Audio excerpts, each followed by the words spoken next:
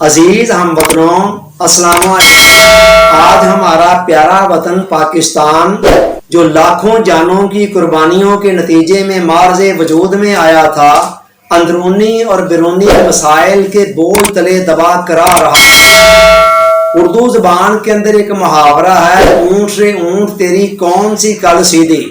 وہی بات آج یہاں بالکل صادق آ رہی ہے۔ کون سا شعبہ ہے اس ملک میں جو صحیح طریقے سے چل رہا ہے؟ سوال یہ ہے کہ اس ملک کی اصلاح اگر کرنی ہے تو اس کا نقطہ آغاز کیا ہے؟ چونکہ سارے کے سارے مسائل پر ہم بیک وقت تو فوکس نہیں کر سکتے اور سب کچھ آنن صحیح نہیں کر سکتے، تو اس ملک کو اگر صحیح ڈگر پر چلانا ہے تو اس کا نقطہ آغاز کیا ہونا چاہیے؟ یاد رکھیں، ڈور جب الجھ جاتی ہے تو اس کو سلجھانے کے لیے اس کے سرے کو تلاش کیا جاتا ہے۔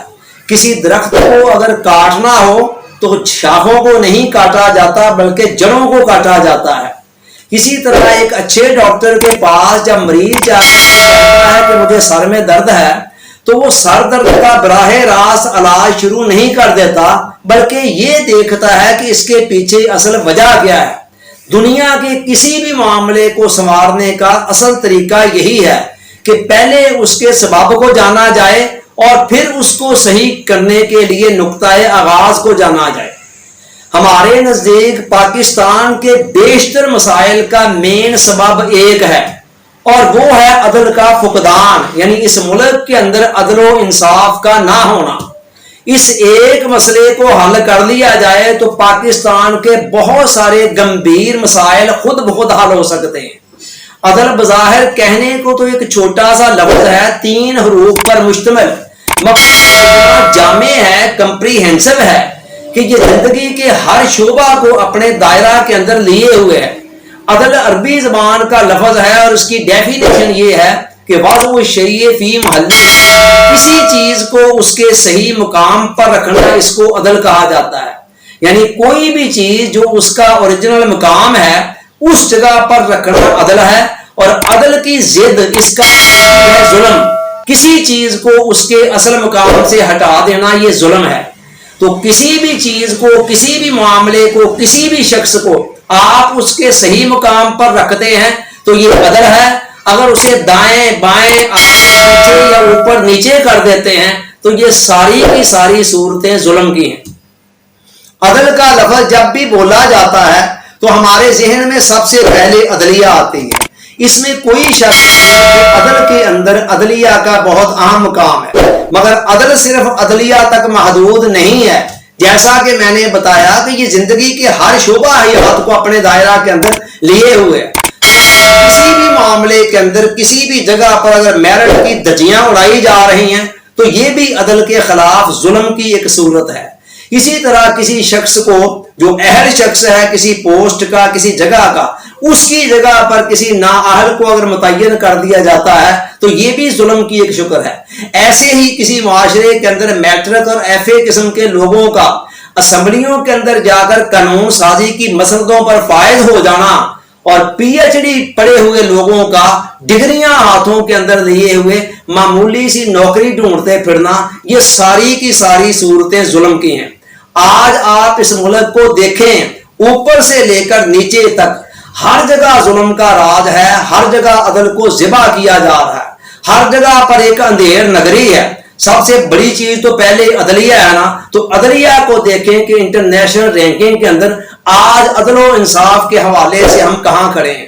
دنیا کے جتنے ممالک میں سے چند ممالک ایسے ہیں جو ہم سے نیچے ہیں عدل کو فراہم کرنے کے حوالے سے، باقی بیشتر ممالک کیا مسلم اور کیا نان مسلم، وہ سارے کے سارے عدل کے اندر ہم سے کہیں اوپر ہیں۔ آپ یہ تو جانتے ہیں کہ عدل کے اندر جو تاخیر ہے، انصاف کے ملنے میں جو تاخیر ہے، یہ بھی انصاف کے نہ ملنے کے مترادف ہوتی ہے۔ اسی طرح میں کہتا ہوں کسی معاشرے کے اندر قوانین کا ہونا، امیروں کے لیے الگ اور غریبوں کے لیے الگ، یہ بھی ظلم کی صورت ہے۔ اور آج آپ دیکھیں 75 سالوں کو چھوڑ دیں، پچھلے 2-4 سالوں کے اندر دیکھیں تو بڑے بڑے لوگوں کو جو ریلیف عدالتوں نے دیے، کیا ایک عام آدمی اس کا تصور بھی کر سکتا ہے؟ اسی طرح کسی معاشرے کے اندر عدل و انصاف کا بہت مہنگا ہو جانا کہ غریب کی پہنچ سے دور ہے، یہ بھی ظلم کی صورت ہے اور عدل پر کی صورت ہے۔ اللہ حاضر کیا بے شمار صورتیں ہیں ظلم کی جو آج ہمارے ملک کے اندر رائج ہیں۔ آپ آج ایک عدل کو اس کی صحیح روح کے ساتھ اس معاشرے کے اندر بیشتر مسائل آپ دیکھیں گے بغیر کسی اضافی جدوجہد کے خود بخود حل ہو جائیں۔ آج اگر یہاں پر قانون کی حکمرانی آ جائے، عدل و انصاف آ جائے، تو جرائم کی شرح حیرت انگیز سطح تک کم ہو سکتی ہے۔ آپ اس پوری کائنات کے نظام کو دیکھیں، ساری کائنات کا جو نظام ہے وہ عدل کے اصول پر چل رہا ہے۔ ستارے اور سیارے ایک دوسرے سے ٹکرائے بغیر اپنا سفر جاری رکھتے ہیں، سورج اور چاند ایک دوسرے کی حدود میں داخل نہیں ہو رہے ہیں۔ اللہ حاضر قیاس مظاہر فطرت کی ساری کائنات کے اندر آپ کو ہر جگہ پر عدل اور توازن نظر آئے گا، اور ہر چیز اپنے اپنے مقام پر نظر آئے گی۔ کوئی بھی چیز کسی دوسرے کے دائرے کے اندر مداخلت کرتی ہوئی، کسی دوسرے کے ساتھ ظلم اور زیادتی کرتی ہوئی دکھائی نہیں دے گی۔ یہی وجہ ہے کہ اس کائنات کے اندر اتنا حسن اور توازن ہمیں دکھائی دے رہا ہے۔ یہی توازن انسانی زندگی کے اندر مقصود ہے، اور جب تک کسی معاشرہ کے اندر، کسی ملک اور قوم کے اندر عدل و انصاف نہیں آتا، جتنی مرضی کوشش کر لیں، قیامت تک اس ملک کے اندر امن و امان بھی قائم نہیں ہو سکتا، اور وہ ملک ترقی کی شاہراہ پر بھی گامزن نہیں ہو سکتا۔ یہی وجہ ہے کہ اسلامی تعلیمات کے اندر جگہ جگہ پر عدل کو اپنانے کا، انصاف کرنے کا حکم دیا گیا ہے۔ قرآن نے یہاں تک کہا وَلَوْ عَلَىٰ أَنفُسِكُمْ أَوِ الْوَالِدَيْنِ، لوگوں عدل کرو، انصاف کرو، اگرچہ اس عدل و انصاف کی زد تمہاری اپنی ذات پر پڑتی ہو، تمہارے والدین پر پڑتی ہو، اویل اقربین یا تمہارے عزیز و اقارب پر پڑتی ہو، کسی پر بھی پڑتی ہے، بغیر کسی تخصیص کے اور بغیر کسی لحاظ کے اللہ کی خاطر عدل کو قائم کرنے والے بن جاؤ۔ ایک مقام پر قرآن نے یہاں تک فرمایا لَقَدْ أَرْسَلْنَا رُسُلَنَا بِالْبَيِّنَاتِ، ہم نے رسولوں کو بھیجا واضح نشانیاں دے کر، وَأَنزَلْنَا مَعَهُمُ الْكِتَابَ وَالْمِيزَانَ، اور ان کے ساتھ کتابوں اور میزانوں کو اتارا، ترازو کو اتارا، وجہ لِيَقُومَ النَّاسُ بِالْقِسْطِ، تاکہ لوگ عدل اور انصاف پر قائم رہنے والے بن گئے۔ اس ملک نے اگر ترقی کرنی ہے تو اس کے اندر عدل و انصاف کو لانا ہوگا۔ بصورت دیگر حضرت علی تعالیٰ عنہ کا کیا خوبصورت قول ہے کہ کفر کی حکومت قائم رہ سکتی ہے مگر ظلم کی حکومت قائم نہیں رہ سکتی۔ اندازہ لگائیں کہ ظلم اللہ کی بارگاہ میں کتنی ناپسندیدہ چیز ہے، اتنی پسندیدہ نہیں ہے، مگر حضرت علی فرماتے ہیں کفر کی حکومت قائم رہ سکتی ہے مگر ظلم کی حکومت قائم نہیں رہ سکتی۔ اب سوال یہ ہے کہ اس ملک کے اندر عدل آنا کیسے ہے، اس کا آغاز کیا ہوگا، انیشیٹو کون لے گا؟ آپ کا کیا خیال ہے کہ جو لوگ اس نظام کے بینیفیشری ہیں، اس ظلم کے نظام کے اندر پھل پھول رہے ہیں، کیا آپ ان سے توقع رکھتے ہیں کہ وہ اس ملک کے اندر عدل کے جدوجہد کریں گے، اسٹرگل کریں گے؟ ناٹ ایٹ آل، کبھی نہیں۔ جو لوگ اندھیروں کے سوداگر ہیں وہ کبھی نہیں چاہیں گے کہ اس ملک کے اندر روشنیاں آئیں، اجالے آئیں۔ جن لوگوں کے کاروبار اور بزنس ظلم کے اس نظام کے اندر پھل پھول رہے ہیں، اور جو ظلم کی اس نظام کی بہتی ہوئی گنگا سے جی بھر کر سیراب ہو رہے ہیں، ان سے قطعاً توقع نہ رکھیں کوئی اس ملک کے اندر عدل کا صحیح ہونے کے لیے کچھ جدوجہد کریں گے، اسٹرگل کریں گے، الٹا وہ رکاوٹیں ڈالیں۔ اس کے لیے اسٹرگل کرنی ہوگی ان درد دل رکھنے والوں کو جو اپنے گھروں میں بیٹھے جل رہے ہیں، کڑ رہے ہیں، جن کے اندر کوئی انسانیت کی رمق زندہ ہے، جو اس بہتی ہوئی گنگا سے ہاتھ نہیں دھو رہے، جن کے ہاتھ دوسروں کے ظلم سے نہیں رنگے ہوئے۔ ان لوگوں کو اسٹرگل کرنی ہوگی، ان کو باہر آنا ہوگا اور اپنے حصے کا چراغ جلانا ہوگا۔